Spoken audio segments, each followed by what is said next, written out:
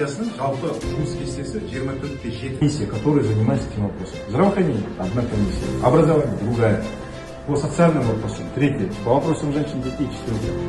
То есть ежедневно постоянная работа. Да, конечно, страна должна идти по новому витку, должны быть новые лица, должны быть новый Казахстан, мы за. Но все новое должно быть прогрессивнее, чем было старое. Собаки, вот. Утром сюда не можем подойти к работе. Неліктен, не себептен, не істеліп жатыр, есептерін тыңдаймыз. Қанша қаражат бөлінді, ит аулауға, неге атқарылмай жатыр. Я сондықтан мынау мен үшінші жерге бардым, үшінші жерде осы ит мәселесіне.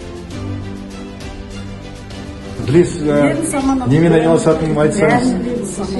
Адамдарға қанша көмектесіп жатыр, қанша жолдар салынып жатыр, қанша больницаларға көмектесіп жатыр, бәрін білеміз.